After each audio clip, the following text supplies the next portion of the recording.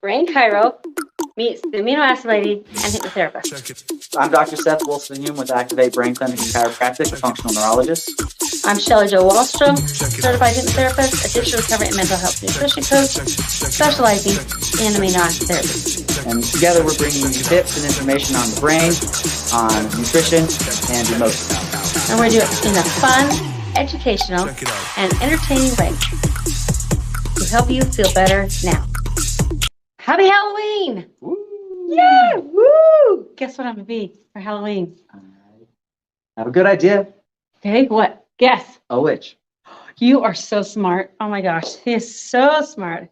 I am. I turned into Witch Sarah for Halloween because it's like my alter ego. Oh, is it a good alter ego? It could be, yeah, Okay. but it could be. I like those cool glasses you got on there. Why, thank you. They're not just fancy, they also stimulate your brain. What? Tell me about it. Why? So blue light, when you look through it and you see it, it stimulates the right side of your brain. Had these been red, they would have been going for the left brain. So with me, I use a lot of these in my office with my patients.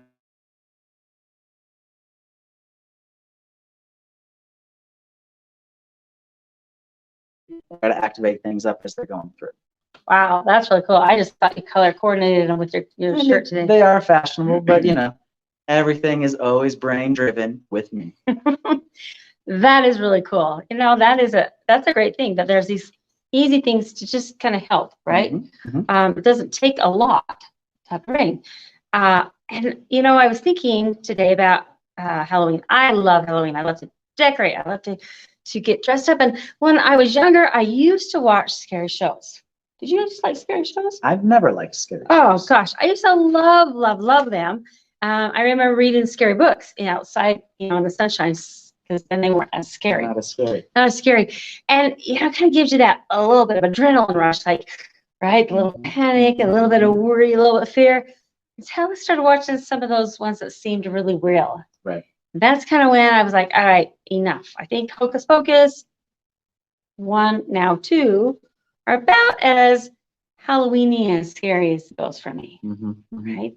And I think that, you know, it's fun to kind of handle that feeling. But what about when you wake up in the morning and that's how you feel all the time? Every day. Every day. You know, that knot in your stomach, like want to bite somebody's head off, like the fear. It's when the panic is physical. You literally feel that right, Mm-hmm. that fight or flight, right? Exactly. It's like you're being chased by witches and goblins and lions and tigers and bears, Oh my, right? right? Oh my, right? And that's just, you know, we're making light of a really serious situation, Mm-hmm. right? Mm-hmm. So let's talk about what happens. What's going on in the brain when you feel that fight or flight? Right. So when you have that fight or flight that goes off, it's going to stimulate the upper part of the brainstem, which is that sympathetic response, which is survival. So that you're going to fight the bear, you're going to run away from the bear. You just have to survive. And if our brain gets stimulated in that way too often or very repetitively or with this certain stimuli that happen just everyday life, your brain's going to constantly be jumping into it. And what happens is instead of being balanced, our system gets out of balance. And now we're stuck in that fight or flight. Okay. And then what happens is we have our limbic systems with the emotions and everything like that. It starts to replay it every day, all day. And it just keeps going until there's really no end. And what we have to do is get in there, rehab the brain, stimulate the parts that help calm down the system, maybe use some blue glasses to try to stimulate that right brain to help calm down the overexcitation in our brain, and then work on some specific therapies and other exercises to help stimulate the other parts to get our brain back to balance. And then we can start working on the nutrition stuff, the emotional aspect of it, working through that. So then you're not just walking down the street and you see a red car and your brain goes right into fight or flight because something bad happened with a red car. Red car.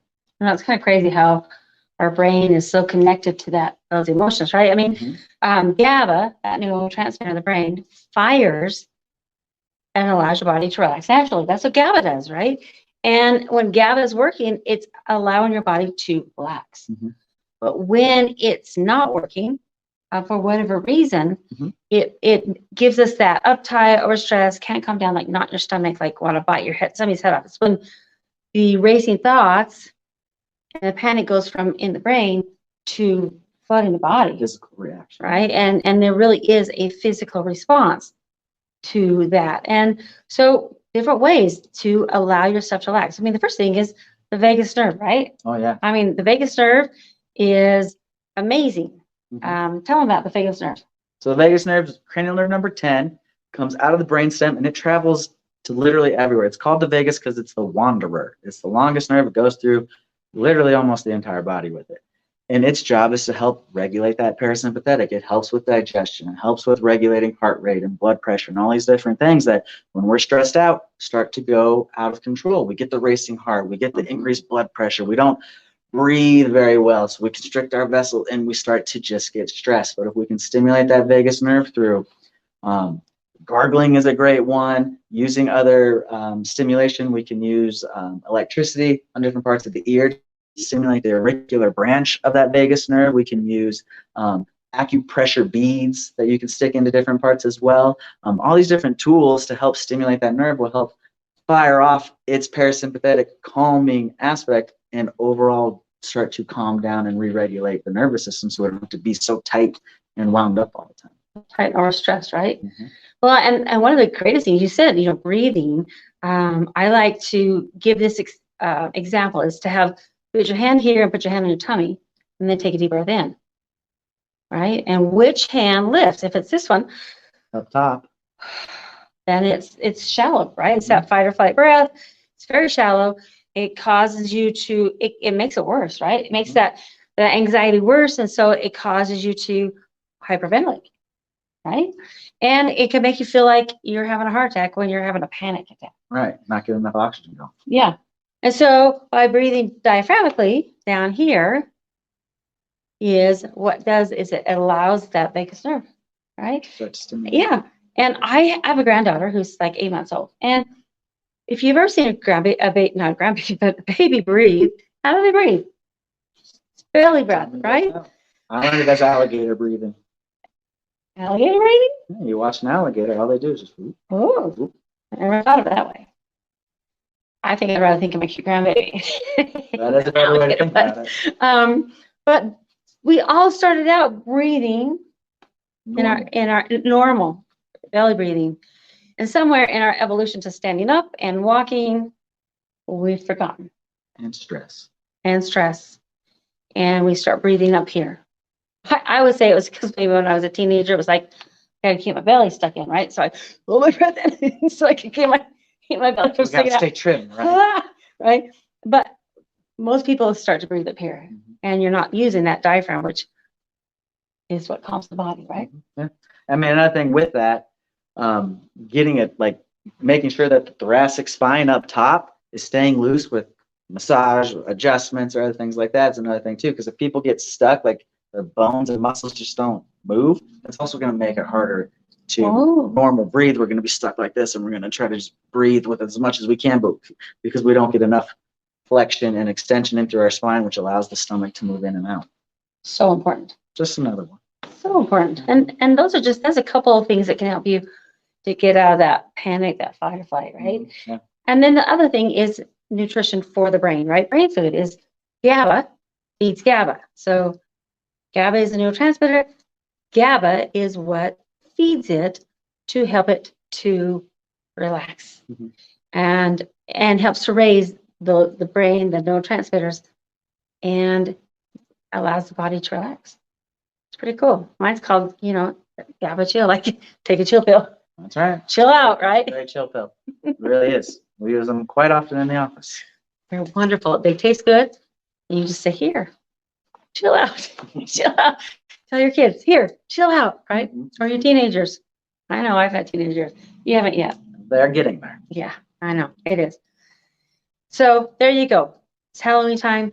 Think about that as you wake up in the morning. What is it that's going to help benefit you to be able to relax, get out of that fight or flight, and breathe? No stress, right? That's right. Okay. There you go. I'm Shelly Jo with Shelly Jo Hypno Aminos. also known as Amino Acid Lady, and I'm Dr. Seth with Activate Brain Cleaning Chiropractic, functional neurologist. click and subscribe, share. Follow us on Instagram, on Facebook, on YouTube, and on other social media platforms that are out there. And Keep an eye out for our upcoming content so we can keep your brain, your nutrition, and your emotions in check and making you feel better. keep smiling. Bye.